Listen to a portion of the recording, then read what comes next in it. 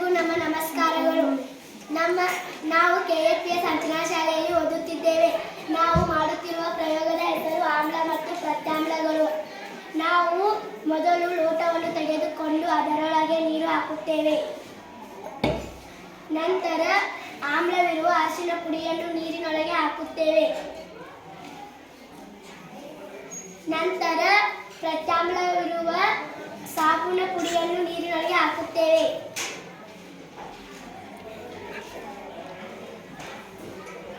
ಅದು ಕೆಂಪು ಬಣ್ಣಕ್ಕೆ ತಿರುಗುತ್ತದೆ. ಅದರ ಮೇಲೆ ನಾವು ಆಮ್ಲವಿರುವ ನಿಂಬೆ ರಸವನ್ನು ನೀರಿನೊಳಗೆ ಹಾಕುತ್ತೇವೆ.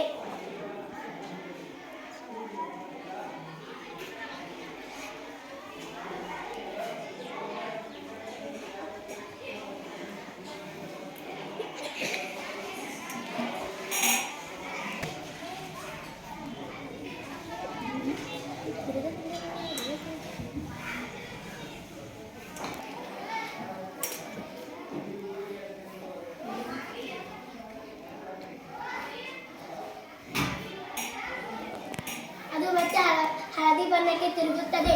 ಈ ಪ್ರಯೋಗದ ಮೂಲಕ ನಿಮಗೆ ತಿಳಿಸುವುದೇನೆಂದರೆ ಆಮ್ಲ ಮತ್ತು ಪ್ರತ್ಯಾಮ್ಲಗಳು ಈ ರೀತಿ ಪ್ರತಿಕ್ರಿಯೆಯನ್ನು ನಡೆಸುತ್ತವೆ.